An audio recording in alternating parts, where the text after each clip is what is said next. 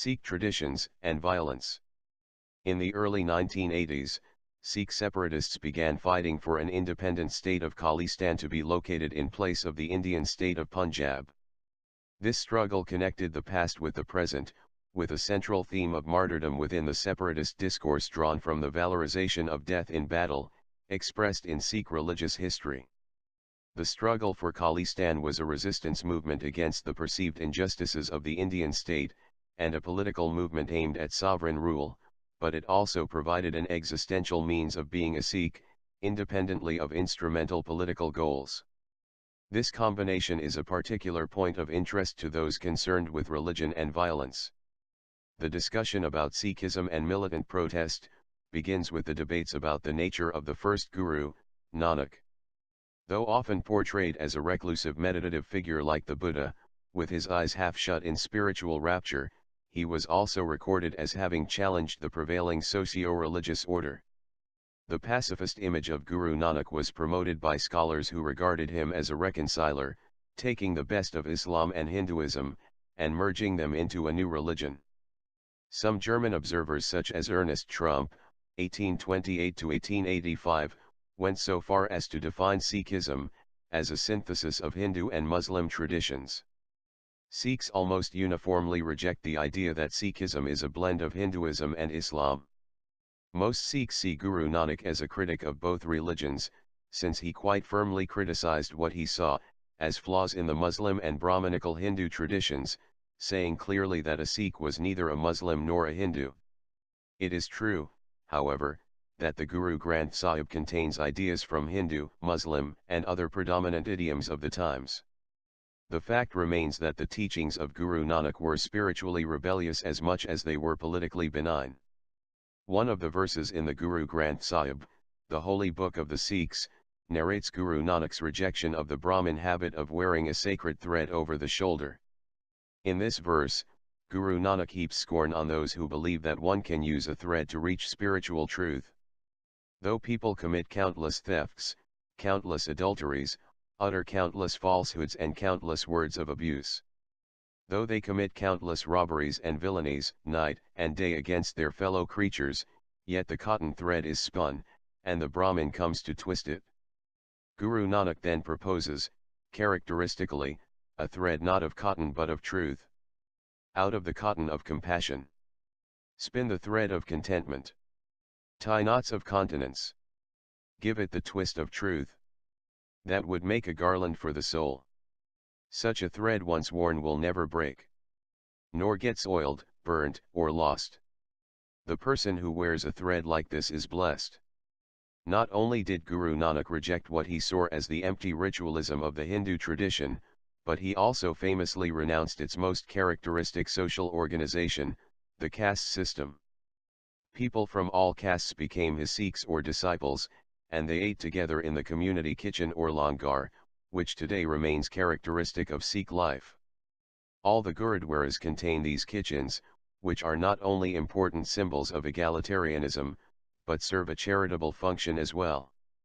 After the Rodney King riots in Los Angeles, local Sikhs went out into the streets with pots of food to help those displaced from their homes.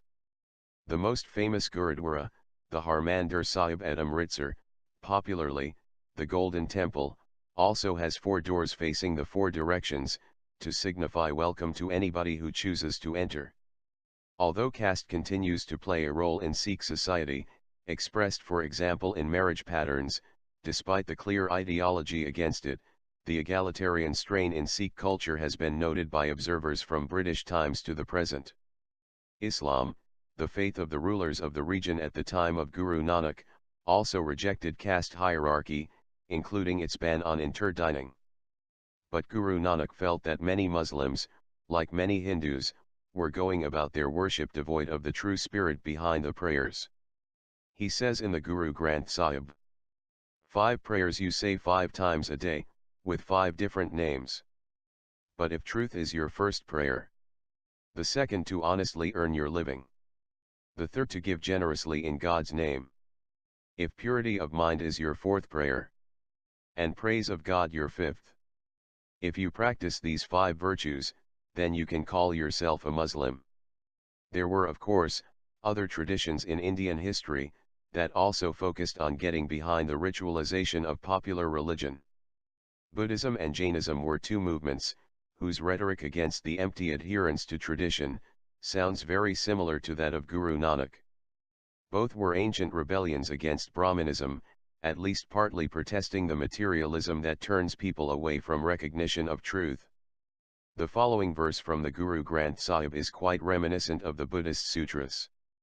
Religion doesn't consist of a patched coat, or a yogi's staff, or in ashes smeared over the body. Religion doesn't consist of earrings worn, or a shaven head, or in the blowing of horns. Stay pure amid the impurities of the world, that is the way to find religion. Religion doesn't consist in mere words. One who looks upon everybody as equal is religious. Religion doesn't consist in wandering to tombs or places of cremation, or in sitting in attitudes of contemplation. Religion doesn't consist in traveling to foreign countries, or in bathing at places of pilgrimage. Stay pure amid the impurities of the world, that is the way to find religion. Whereas both Buddhism and Jainism developed traditions of renunciation based on this kind of philosophy, mainstream Sikhism remained firmly committed to pragmatism, to living in the real world. Though a few sects developed that did focus on meditative withdrawal, the Udasis for example, a sect founded by the son of Guru Nanak, the point in mainstream Sikhism was to maintain a state of spiritual bliss, while doing the usual things that humans do, marrying, having children, working, fighting wars. Sikhs are proud to claim that their tradition is one in which practice, the way one lives, is the true test of faith.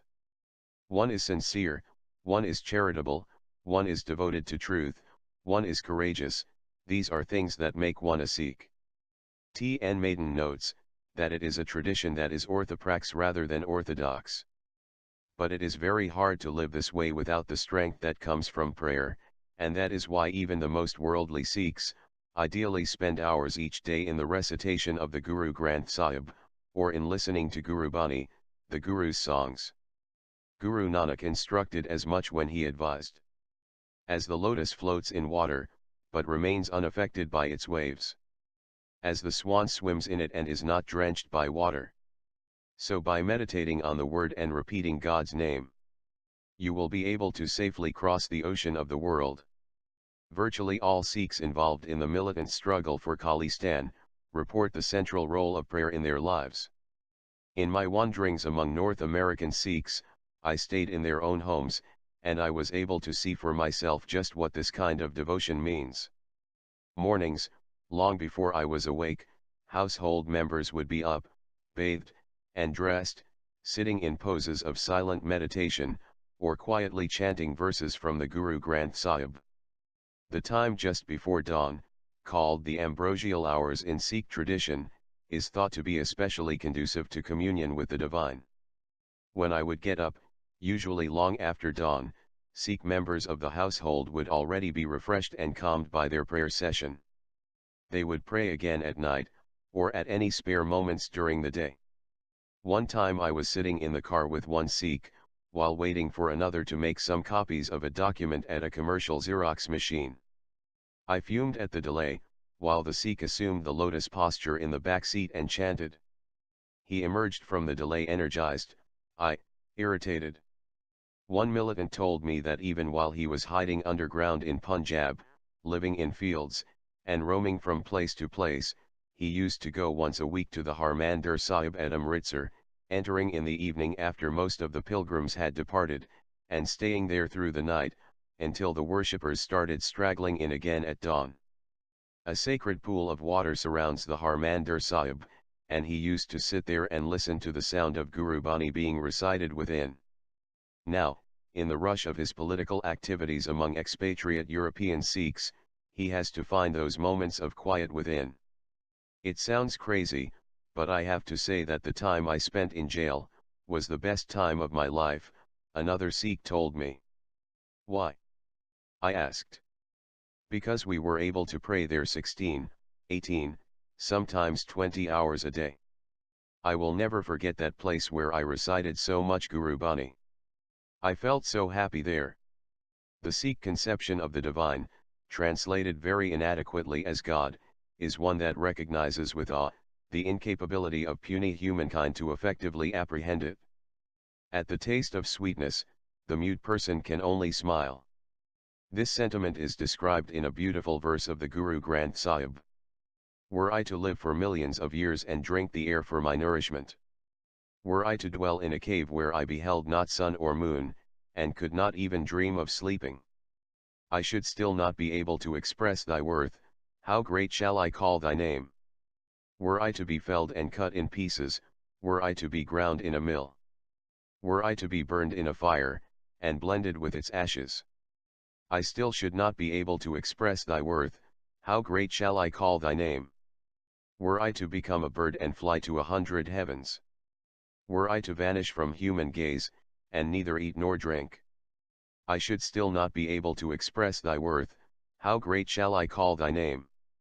Had I hundreds of thousands of tons of paper, and a desire to write on it after all the deepest research, were ink never to fail me, and could I move my pen like the wind, I should still not be able to express thy worth. How great shall I call thy name?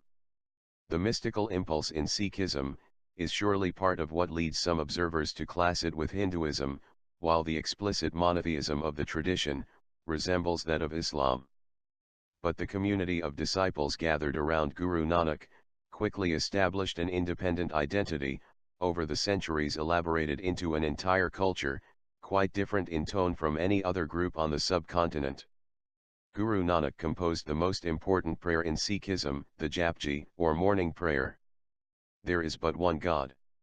Eternal truth. Almighty Creator. Unfearful, without hate and enmity, immortal entity. Unborn, self-existent. By His grace, you shall worship the one who was true before creation, the one who was true in the beginning, the one who is true now, the one who shall be true forever. The first phrase of this prayer is especially significant. Guru Nanak put the integer 1, or ek, in front of the sign indicating formlessness, Oankar, to indicate the oneness and amorphousness of the Divine Spirit. The Dabistan, written in 1645 by Mohsin Fani, refers to the compositions of Guru Nanak as replete with praises of God and ethical instruction. The bulk of his poetry is on the greatness and purity of God.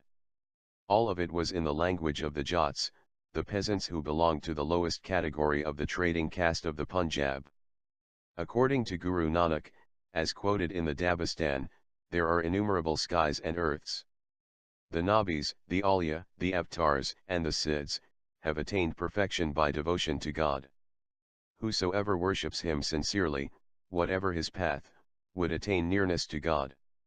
Non-injury to living beings is the means to this goal. The Dabistan continues.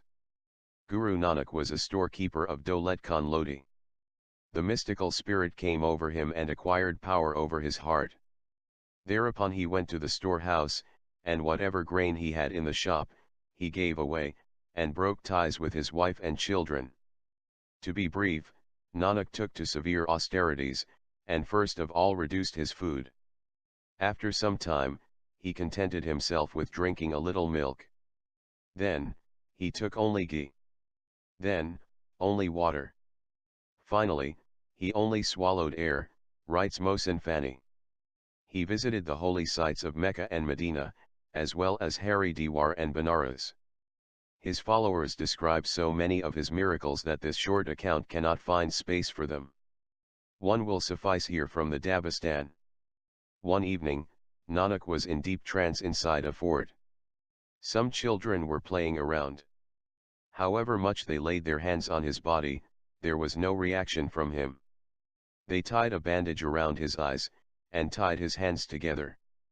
When Nanak recovered from his trance, he found himself tied up in this manner. He thereupon walked towards one of the houses and cried out, "Is there someone in this house who can untie my eyes and hands?" A handsome woman took him inside the house, untied his hands, and opened the bandage. Necessarily, some of the color of the woman's forehead mark was left on Nanak's forehead.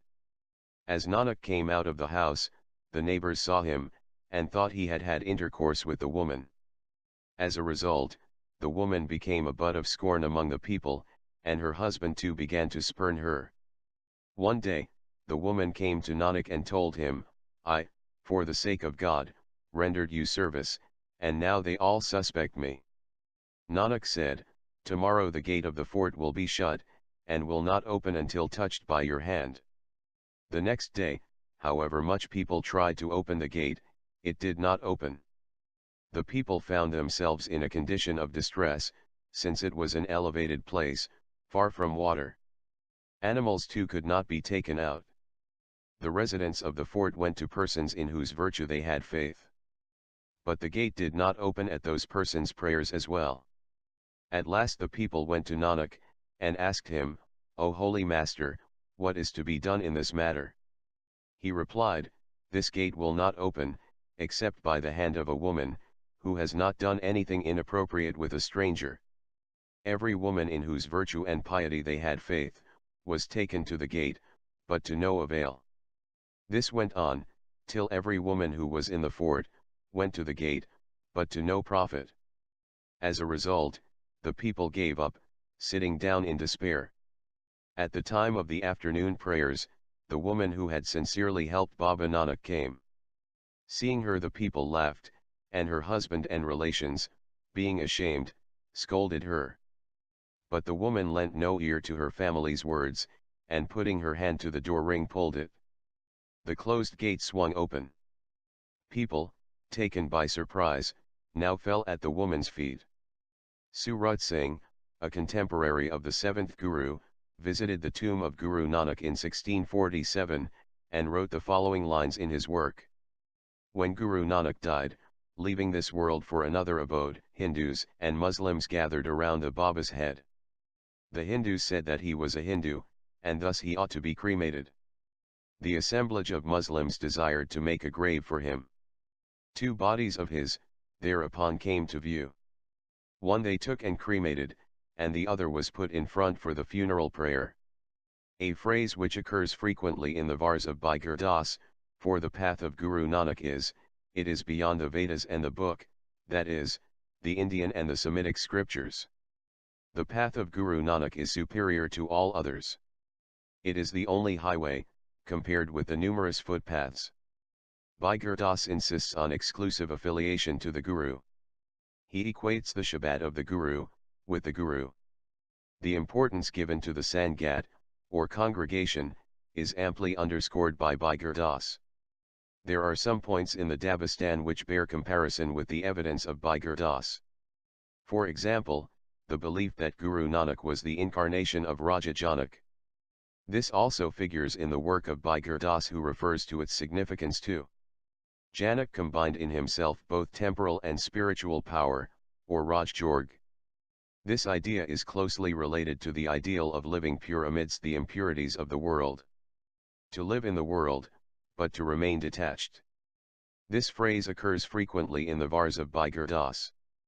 The Dabistan too, mentions that renunciation was not approved of by the Gurus. The Dabistan illustrates the devotion and dedication of the Sikhs to Guru Har Gobind, the sixth Guru, and the consideration which the Guru showed for the Sikhs. They should serve other Sikhs as they would serve the Guru. Complete dedication to the Guru is emphasized by Baigur Das. A Sikh of the Guru, serves the Sikhs of the Guru like his mother, father, brother, and friend. The author of the Dabistan, indicates at several places that the Sikhs were not much concerned about caste distinctions. There was no restriction on a Brahmin becoming the Sikh of a Khatri, or a Khatri subordinating himself to a Jat. Thus most of the leading Masans, or deputies of the Guru, are Jats, and the Brahmins and Khatris are disciples and followers of the Guru. A Sikh named Saad, did not hesitate to remove his sacred thread to help the author of the Dabistan, who was travelling with him from Kabul to Punjab. Among the Sikhs there were no such modes of worship and austerities as the Hindus felt obliged to observe, and there was no restriction on food and drink. Baigur Das refers to a prominent Sikh of Guru Arjan who was formerly a Chandal. All the four Varnas were reduced to one, and the pauper was made equal to the prince. There was no difference between the young and the old, as there was no difference between the pauper and the prince. The house-holding Sikh of the Guru, he writes, avoids the sacred thread like dirt. The author of the Dabistan indicates in several ways that the Sikhs had a religious identity of their own. At places, he is quite explicit. The Sikhs did not believe in idols or idol worship. Like Muslims, Guru Nanak believed in the oneness of God, but he subscribed to the idea of transmigration as well. He did not believe in incarnation, and regarded the gods and goddesses of the Hindus as creatures of God. They did not worship the idols of Hindu gods.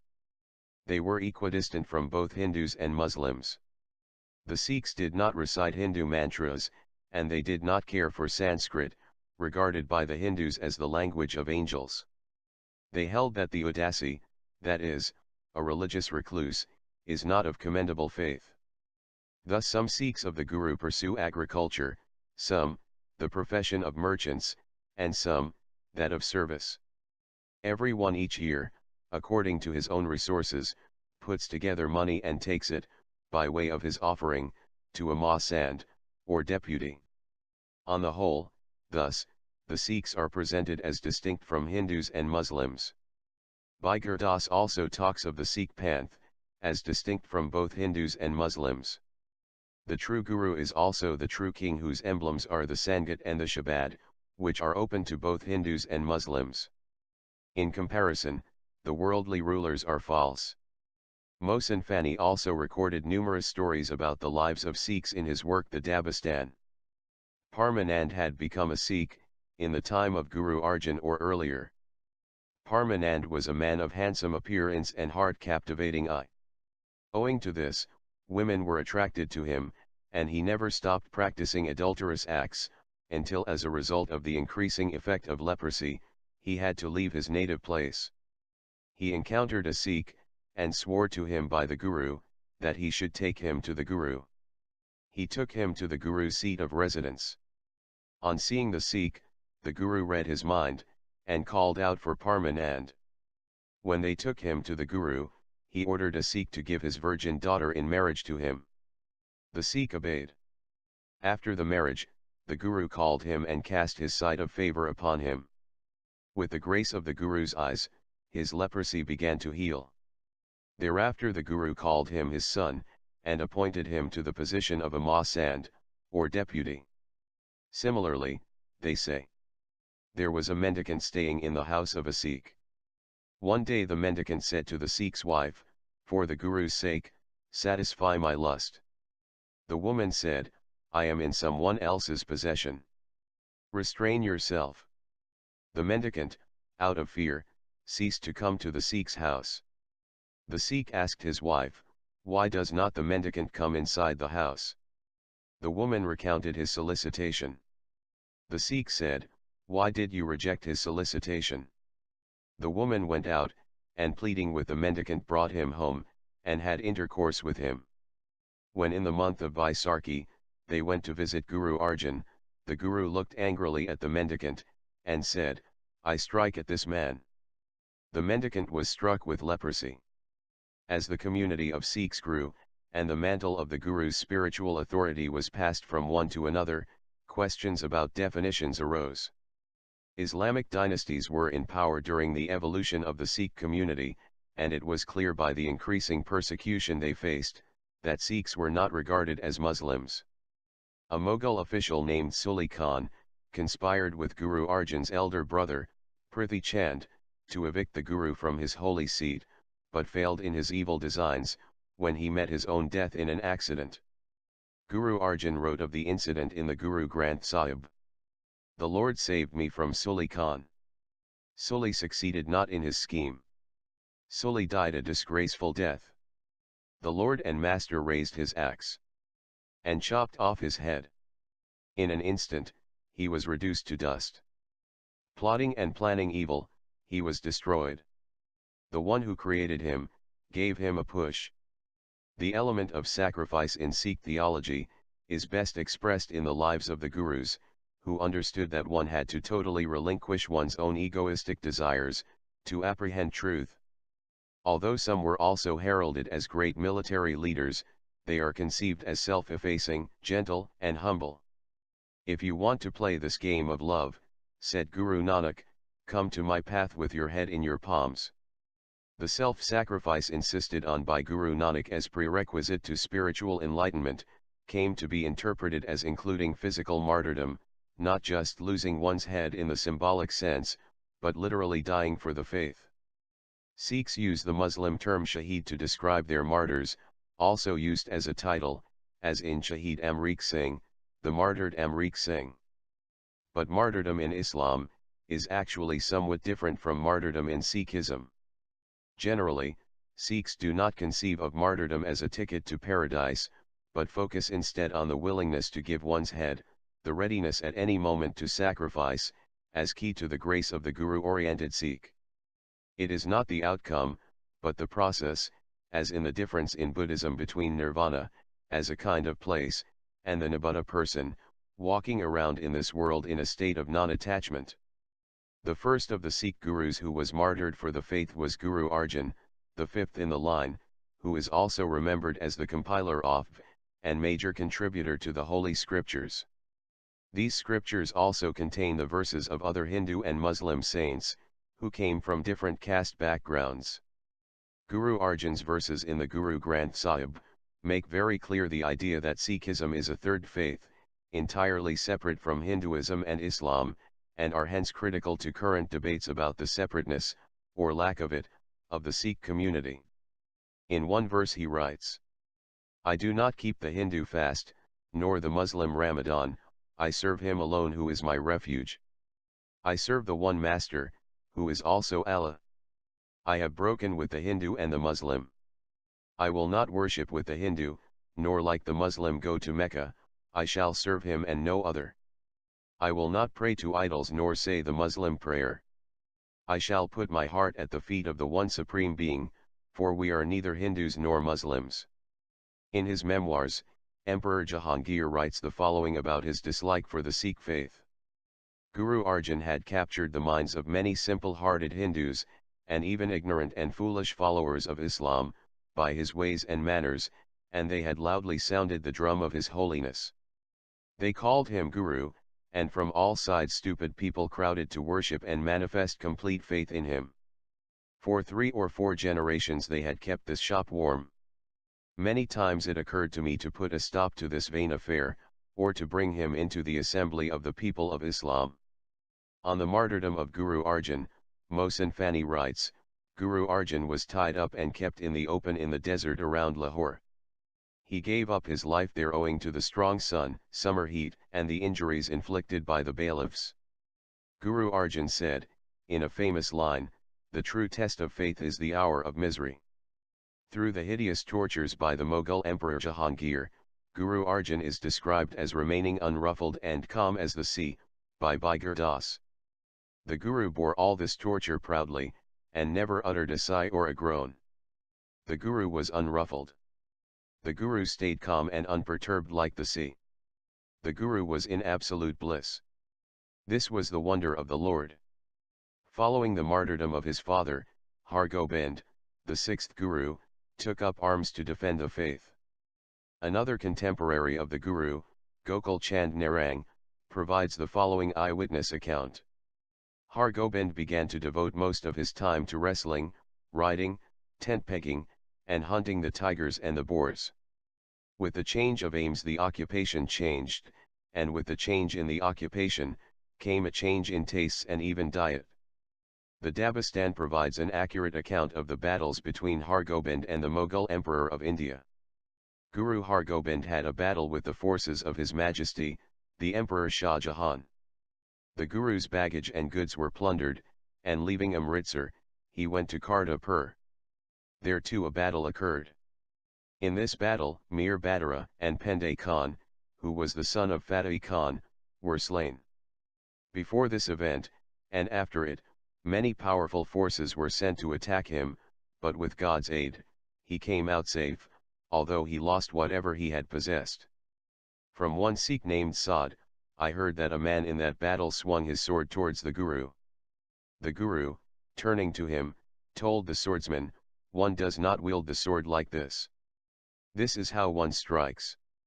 And with that stroke he finished off the foe. One of the Guru's companions asked this writer, what is the reason that the Guru, while giving the stroke, said, "See, this is how one strikes." I replied, it seems to me that the Guru's striking with the sword was only by way of instruction, since an instructor is called Guru. It was not by way of anger, since that would be unworthy. The Guru proceeded to Kiratpur, which is situated in the Punjab hills. That area belonged to Raja Tara Chand. The people of that area worshipped images. On the top of the mountain an image of a goddess, known as Naina Devi, has been set up. Rajas and others from the territories around, going to that place, followed the custom of making a pilgrimage to it. When the Guru settled himself there, a Sikh of his, Beru by name, going to the temple, broke the nose of the goddess. The Rajas got the news of it and complained to the Guru. The Guru summoned Beru. Beru denied it. The Raja's servants said, "We recognize this man." He replied, "O Rajas, ask the goddess. If she takes my name, you can kill me." The Rajas said, "Fool, how can the goddess speak?" Beru broke into laughter, saying, "One now knows who is the fool. When she cannot prohibit anyone from breaking her own head, and cannot identify the person who has attacked her, what good do you expect from her, and why do you worship her?" The Rajas were put to silence. The Guru had 700 horses in his stable. 300 battle-tested horsemen and 60 musketeers were always in his service. Among them a set of persons occupied themselves in trade, service, and work. The Guru was a person, firmly believing in one, and comprehending the unique one. Someone asked him about the reality of the existence of the universe, and condition of being and existence. He replied, "The world is a mere appearance without being, something seen without existence.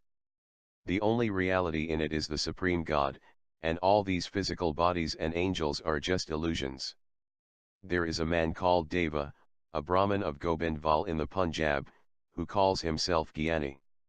One day, he went to the Guru and sat down on a cot, belonging to Guru Didhar, the son of Guru Hargobind. People said, "Don't sit here." He asked for the reason. They replied, "This is the place of the Guru."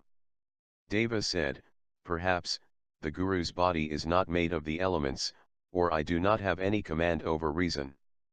Or what he eats, I do not have the ability to eat." These words were reported to Guru Hargobind. He called him and said, "O Deva, the whole universe is one existence." He replied, "Yes." The Guru pointed to a donkey and said, "What is that? Do you recognize what it is?" Deva replied, "You are the absolute God. It too is you." The Guru laughed and did not feel hurt. Bidhi Chand is a Jat from a village near the capital city of Lahore. In his youth he used to engage in robbery. His house was always visited by the needy and the poor. When he came to Guru Hargobind, the Guru forbade him from engaging in robbery.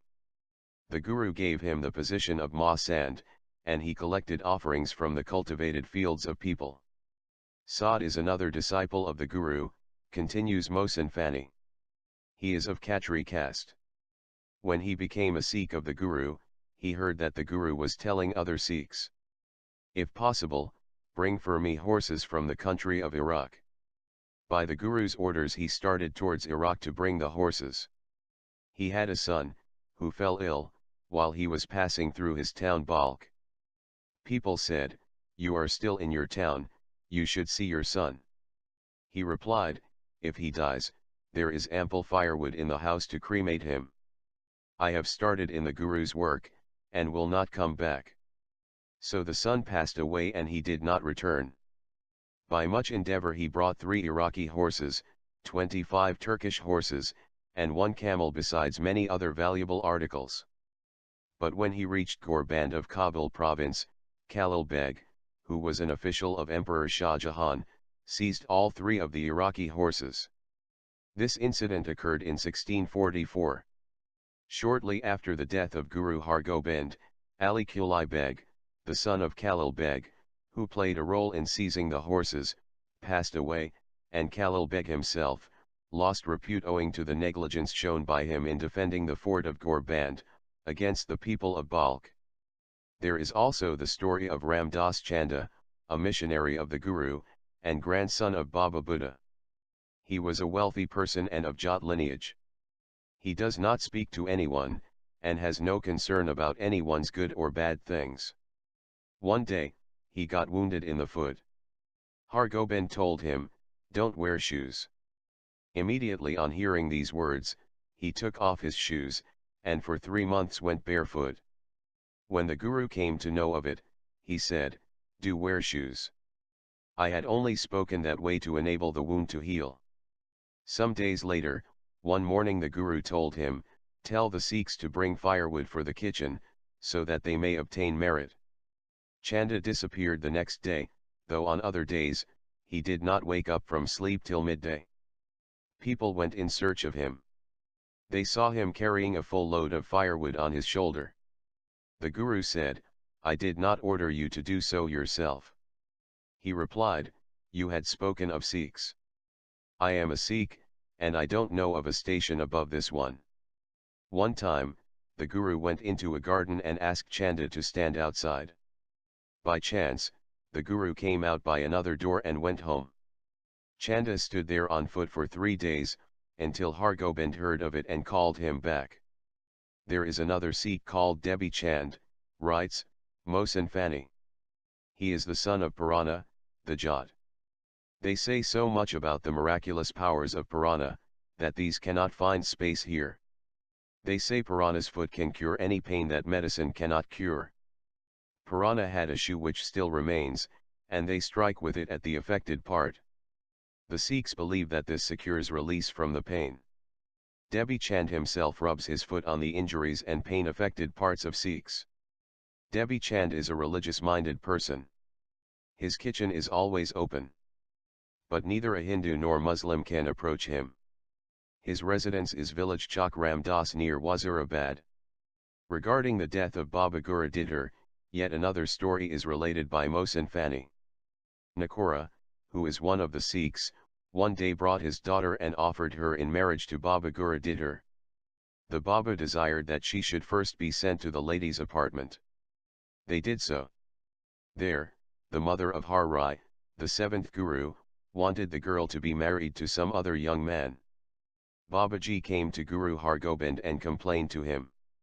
The Guru replied, "I have called Nakora as one of my sons, so his daughter cannot be married to my son." This silenced Baba Gura Didhar. He had no words to speak. However, Nakora would not agree to take his daughter back. Baba Gura Didhar now did not dare refuse the humble request made by Nakora. The Guru said, "May this tie of wedlock and attainment of desire, be never consummated and facilitated." And during those very days, Babaji was isolated from the body, while wearing his bridegroom's robes. And the daughter of Nakora, returned home a virgin. On March 5, 1645, the Guru departed from this world. When his body was put upon firewood and the pyre was lighted, and the flames rose, Rajaram, by name, a Rajput, threw himself into the fire. He walked a few steps through the fire in order to reach the Guru's feet, and put his own head upon the soles of his feet and did not move, till life became extinct. Then a Jat boy, who attended on the Guru's son-in-law, jumped into the fire. Thereafter a number of people thought of jumping into the fire, but Guru Har Rai stopped them. Like his predecessor, Guru Har Rai continued the tradition of maintaining an army. The Persian historian, Sujan Rai, makes a reference to this in his work. In the flurry of academic cogitations around the question, who is a Sikh, one thing that scholars cannot fail to note, is the increasing stridency of the tone of the stories about the 9 Gurus who succeeded Guru Nanak. It is common to place the kind, fatherly, gentle visage of Guru Nanak, the first Guru, next to the proud, martial and regal Guru Gobind Singh, the 10th and last, in Sikh homes and in classrooms teaching the development of Sikhism. Clearly, something has been transformed during the course of the teachings of the lineage of 10 gurus from approximately 1500 to 1700 CE. The Sikhs were persecuted by either Hindu or Muslim rulers during nearly the entirety of this period. Sujan Rai Bandari, who completed his Persian account of the Sikhs in 1696, writes, Teg Bahadur, the younger son of Guru Har Gobind, occupied the seat of the Guru for 15 years. In the end he was imprisoned under imperial officers, and in 1674, he was executed at Delhi in accordance with Alamgir orders. Guru Gobind Rai, later Gobind Singh, has been in occupation of the sacred seat for 22 years. Unquote. It was the 10th and last Guru, Guru Gobind Singh, who took the final step of establishing the military brotherhood of Sikhs, the Khalsa, or pure. Gobind Singh lived from 1666 to 1708, during a period of great tyranny under the reign of Mughal Emperor Aurangzeb, and jealousy of the neighbouring Hindu hill chieftains. He stated from the first that he was born to save the Sikh faith. The divine Guru has sent me for the religion's sake. For this reason I have come into the world. Extend the faith everywhere. Seize and destroy the evil and sinful. Understand this, holy people, in your minds. I assumed birth for the purpose of spreading the faith, saving the saints and extirpating all tyrants. Abdur Rasool, a contemporary of Guru Gobind Singh, gives an account of his journey through Rajasthan, in his Nairang-e-Zamana. Among other things, he describes an armed conflict between the followers of Guru Gobind Singh, and the Rajput garrison of the fort of Chittor. But this was by no means the first incident of its kind. The Khalsa of Guru Gobind Singh, had fought battles with the hill Rajputs, before the final evacuation of Anandpur, and according to the Guru Sabha, written in 1711, with the Rajputs in Rajasthan after that event. In 1710, a vakil, or agent at Delhi, sent a report on the Khalsa. According to him, Guru Gobind Singh used to exercise authority in the sub-montane tract of Kalur. In his conflict with the hill chiefs, the Mughal imperial forces supported the vassal chiefs. After much armed contention, Guru Gobind Singh was ejected from that territory, and his children were killed.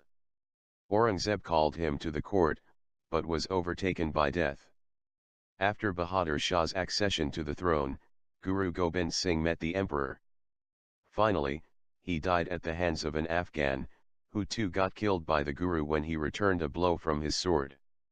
The report goes on to add that Guru Gobind Singh had dismissed the Masands, or deputies, to establish the Khalsa, for whom it was obligatory to keep uncut hair. The institution of the Khalsa created tensions between the Khalsa and the other Sikhs, notably the Khatri Sikhs. Marriages between them were given up. The Khalsa and the other Sikhs actually fought each other at Amritsar, and the Khalsa were victorious. A force was sent from Lahore, but it failed to control matters. The revolutionary egalitarian message of the Gurus can be seen as a threat to any ruler of India, especially one who is dependent on a hierarchical social structure.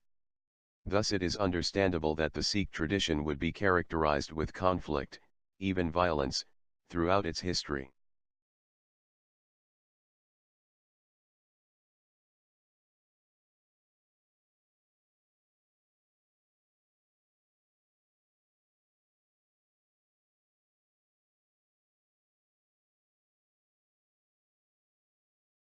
In this verse, Guru Nanak heaps scorn on those who believe that one can use a thread to reach spiritual truth.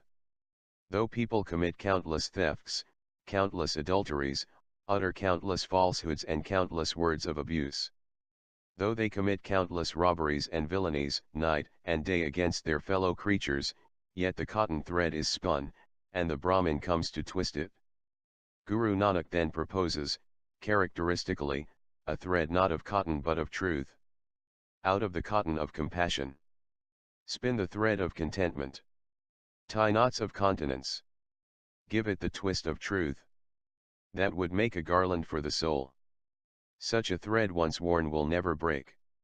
Nor get soiled, burnt, or lost. The person who wears a thread like this is blessed. Not only did Guru Nanak reject what he saw as the empty ritualism of the Hindu tradition, but he also famously renounced its most characteristic social organization, the caste system. People from all castes became his Sikhs or disciples, and they ate together behind the prayers. He says in the Guru Granth Sahib, 5 prayers you say 5 times a day, with 5 different names. But if truth is your first prayer, the second to honestly earn your living, the third to give generously in God's name, if purity of mind is your 4th prayer, and praise of God your 5th, if you practice these 5 virtues, then you can call yourself a Muslim. There were of course, other traditions in Indian history, that also focused on getting behind the ritualization of popular religion. Buddhism and Jainism were 2 movements, whose rhetoric against the empty adherence to tradition, sounds very similar to that of Guru Nanak. Both were ancient rebellions against Brahmanism, at least partly protesting the materialism that turns people away from recognition of truth. The following verse from the Guru Granth Sahib is quite reminiscent of the Buddhist sutras.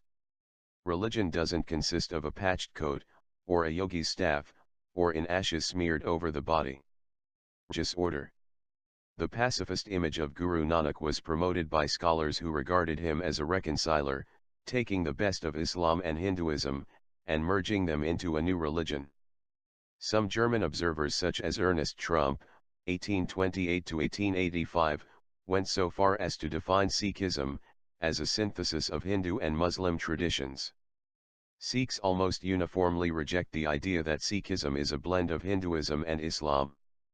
Most Sikhs see Guru Nanak as a critic of both religions, since he quite firmly criticized what he saw as flaws in the Muslim and Brahmanical Hindu traditions, saying clearly that a Sikh was neither a Muslim nor a Hindu. It is true, however, that the Guru Granth Sahib contains ideas from Hindu, Muslim, and other predominant idioms of the times. The fact remains that the teachings of Guru Nanak were spiritually rebellious as much as they were politically benign. One of the verses in the Guru Granth Sahib, the holy book of the Sikhs, narrates Guru Nanak's rejection of the Brahmin habit of wearing a sacred thread over the shoulder, whether in the community kitchen or langar, which today remains characteristic of Sikh life. All the Gurudwaras contain these kitchens, which are not only important symbols of egalitarianism, but serve a charitable function as well. After the Rodney King riots in Los Angeles, local Sikhs went out into the streets with pots of food to help those displaced from their homes.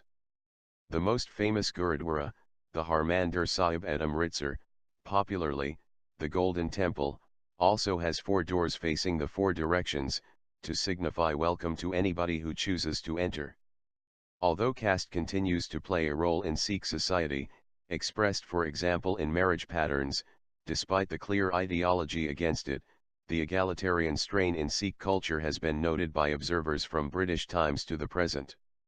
Islam, the faith of the rulers of the region at the time of Guru Nanak, also rejected caste hierarchy, including its ban on interdining. But Guru Nanak felt that many Muslims, like many Hindus, were going about their worship devoid of the true spirit behind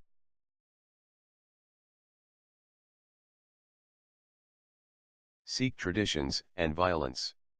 In the early 1980s, Sikh separatists began fighting for an independent state of Khalistan to be located in place of the Indian state of Punjab. This struggle connected the past with the present, with a central theme of martyrdom within the separatist discourse drawn from the valorization of death in battle, expressed in Sikh religious history. The struggle for Khalistan was a resistance movement against the perceived injustices of the Indian state, and a political movement aimed at sovereign rule, but it also provided an existential means of being a Sikh, independently of instrumental political goals. This combination is a particular point of interest to those concerned with religion and violence. The discussion about Sikhism and militant protest begins with the debates about the nature of the first Guru, Nanak. Though often portrayed as a reclusive meditative figure like the Buddha, with his eyes half shut in spiritual rapture, he was also recorded as having challenged the prevailing socio-religious